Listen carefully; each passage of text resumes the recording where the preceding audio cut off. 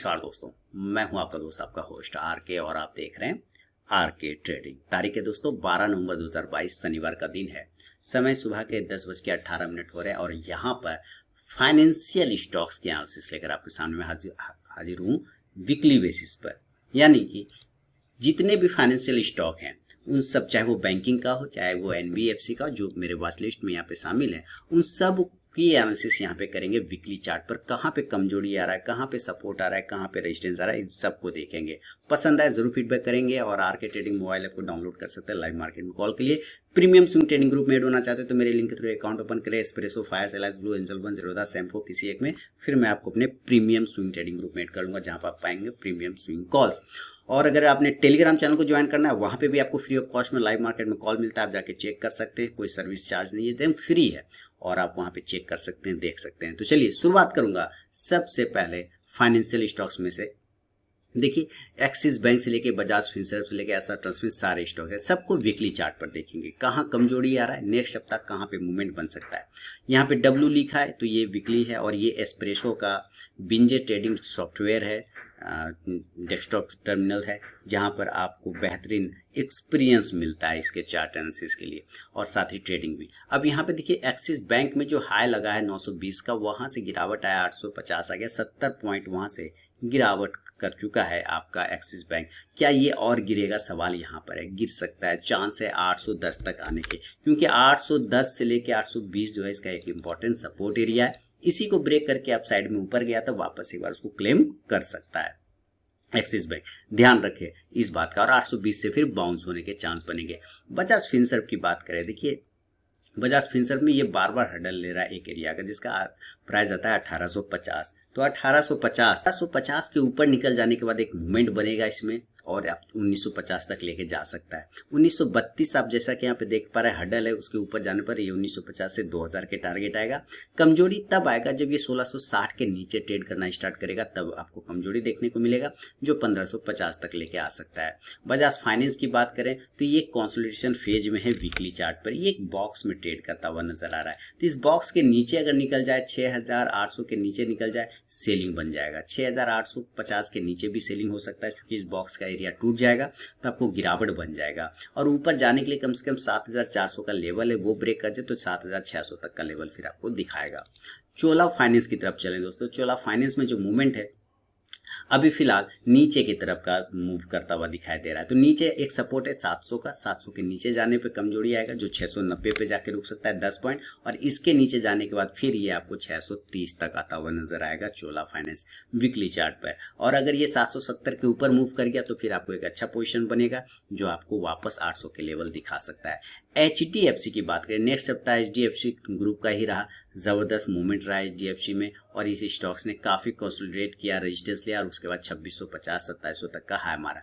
अब क्या हो सकता है नेक्स्ट वीक, देखिए अगर ये 2700 के ऊपर ट्रेड करना स्टार्ट करता है तो फिर ये पॉजिटिव हो जाएगा, अदरवाइज वहां से रिजेक्शन बन जाएगा। HDFC बैंक के अलावा दोस्तों नजर रखेंगे HDFC लाइफ में। और HDFC लाइफ की बात करें तो 2.5% 3% की तेजी रही कल के ट्रेडिंग सत्र में, यानी कि जो मार्केट कल लास्ट 11 तारीख को जो स्टार्ट हुआ था। और यहाँ पर देखते हैं तो वीकली बेस पे क्लोजिंग जो है 542 के आसपास में चल रहा है, 542 के आसपास में आपको यहाँ पे चल रहा है। देखिए एक हर्डल है 552 से 53 रुपए का, उसके ऊपर जाने पर आपको एक अच्छा मूवमेंट बन सकता है। वीकली बेस पर ही ये 510 रुपए का एक बहुत बढ़िया सपोर्ट लेता हुआ नजर आ रहा है, जो कि मैं आपको यहाँ पर अगर दिखाऊं तो जबरदस्त तरीके से आप देखेंगे कि एक रेजिस्टेंस एरिया यहाँ पे ले रहा है 510, 510 याद रखिए। इसके नीचे जाने पर आपको कमजोरी देखने को मिल सकता है। 500 का भी राउंड नंबर का सपोर्ट है, यहाँ से भी कोई दिक्कत नहीं है। तो HDFC लाइफ मजबूत दिख रहा है चार्ट पर वीकली बेस पे। ICICI बैंक की तरफ बढ़े दोस्तों तो क्या ICICI बैंक में जो वीकली बेस पे अगर रेजिस्टेंस की बात करें ऊपर की साइड में तो 945 रुपए के आसपास मारे, 945 के आसपास में, उसके ऊपर जाने के बाद एक बेहतरीन मूवमेंट बनेगा जो 1000 का रैली दिखा सकता है। कमजोर होगा 890 के नीचे, 890 के नीचे अगर गिरता है बिल्कुल सेल मारिए, इसको कोई दिक्कत वाली बात नहीं। वहां से सेलिंग प्रेशर बनेगा जो 850 से लेके 820 तक लाने की कोशिश कर सकता है। ICICI की बात कर ले ऊपर की साइड में 1175 से 1200 का एक हर्डल है वीकली बेस पे, अगर वो ब्रेकआउट करता है तभी मूवमेंट बनेगा, अदरवाइज छोड़ देंगे। और 1100 याद रखिए 1100 का एक इंपॉर्टेंट सपोर्ट एरिया, उसके नीचे जाने के बाद ये कमजोर हो जाएगा। ICICI प्रू लाइफ की तरफ चले तो ICICI प्रू लाइफ में भी सेम देखते हैं तो ये एक बार हायर लो बना रहा है, ऊपर की साइड में एक यहाँ पे लो बना है, उससे ऊपर यहाँ पे लो बना रहा है। इसका मतलब ये क्या है कि हायर लो बना रहा है ऊपर की साइड में अप ट्रेंड में। लेकिन 530 का एक रेजिस्टेंस एरिया है, 530 के ऊपर जाने पर मूवमेंट बनेगा और बाय साइड में, और अगर ये 480 को वीकली बेस पे ब्रेक करता है तो कमजोर हो जाएगा, नीचे 430 तक भी आ सकता है। उसके बाद IEX इंडियन एनर्जी एक्सचेंज की बात करें, इसके चार्ट की बात करते हैं तो चार्ट बहुत अच्छा है। इसका चार्ट अभी देखिए वीकली बेस पर देखा जाए तो अब नीचे जाने को अब ये तैयार नहीं हो रहा है। एक स्टॉप लॉस 134 रुपए का लगा लीजिए, 134 के आसपास का, और होल्ड करिए। अगर आप साइड में ब्रेक करता है 145 से 48 के ऊपर तो फिर ये आपको 154 से 60 तक के लेवल दिखा सकता है IEX। इन कोटक बैंक, अगर आप देखा जाए पूरा बैंकिंग सेक्टर में तो कोटक बैंक ने बहुत अच्छा मूवमेंट दिखाया पिछले कुछ एक महीने की बात करें तो जबरदस्त रैली दिखाया अप साइड में। लेकिन अब हडल है 1980 से 2000 के आसपास का एक हडल है। अगर ये हडल ब्रेक हो जाता है ऊपर की साइड में तो फिर आपको एक अच्छा मूवमेंट देखने को बन सकता है। तो नजर रखें ऊपर 2050 से लेकर 2070 के टारगेट के लिए। लेकिन अगर नीचे 1850 को ब्रेक करता है तो कमजोर हो जाएगा, फिर सेल साइड में भी जा सकता है। इसके अलावा मुथूट फाइनेंस की बात करें तो फाइनेंस में जो लेवल है वो 1160 के आसपास का आता है। जब तक उसको ब्रेक नहीं करे तब तक अवॉइड करके चलेंगे।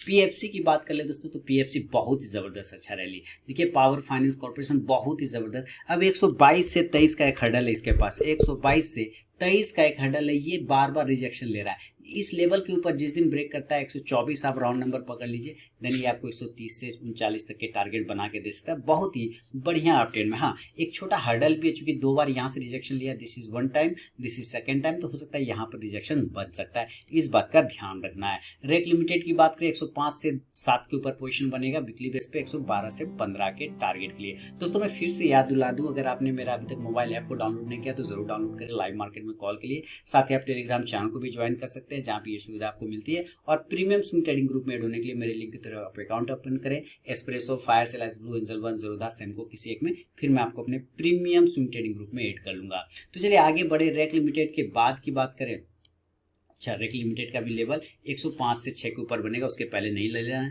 SBI कार्ड इंपॉर्टेंट लेवल है 790, अगर ये ब्रेक हो जाता है वीकली बेस पे तो बिल्कुल सेलिंग करिए। टारगेट नीचे की साइड में 760 तक के आसपास आ सकता है अगर ये 790 ब्रेक करता है तो। SBI लाइव की बात करें तो SBI लाइव में एक मूवमेंट बना था, अपने प्रीवियस सपोर्ट एरिया को इसने होल्ड किया था बहुत अच्छे तरीके से और वहीं से बाउंस किया जो कि 1170 के आसपास का आता है। तो वही लेवल है, वही स्टॉप लॉस लगा के रखिए, होल्ड करके चल सकते हैं। जब तक 1170 के ऊपर खड़ा है तब तक SBI लाइव ठीक ठाक है। SBI इसके बड़े टारगेट हैं और एक टारगेट तो अचीव हो चुका है, 600 वाला टारगेट आ चुका है, 622 चला गया। 670 का हम लोग का फाइनल टारगेट था इस साल का 2022 तक का, लगभग वहां पहुंचने ही वाला ये स्टॉक। तो अगर सरकारी स्टॉक्स में अगर बात किया जाए इस साल तो SBI उसमें लीड करता हुआ नजर आ रहा है। अभी फिलहाल SBI में एक हर्डल बनेगा ऊपर की साइड में 625 से 30 के आसपास का, उसके बाद आपको इसमें एक अच्छा मूवमेंट बन सकता है। प्रॉफिट बुकिंग अगर आना है तो 580 के नीचे गिरने पे प्रॉफिट बुकिंग आपको मिल जाएगा। ऐसा ट्रांसपेरेंट पोजीशन लेंगे लेकिन 1320 से 25 के ऊपर, उसके पहले नहीं लेंगे वीकली बेस पे। और अगर वीकली बेस पे स्टॉप लॉस लगाने का जरूरत पड़े तो 1150 के आसपास का लगाइए। तो दोस्तों ये था फाइनेंशियल स्टॉक पे मेरा अपना व्यू, NBFC के साथ साथ बैंकिंग स्टॉक पे भी। पसंद आया तो जरूर फीडबैक करके बताएं और आरके ट्रेडिंग मोबाइल ऐप को अगर डाउनलोड नहीं किया तो डाउनलोड कर सकते हैं लाइव मार्केट में कॉल के लिए। मिलूंगा नेक्स्ट वीडियो में दोस्तों, तब तक के लिए बहुत बहुत धन्यवाद।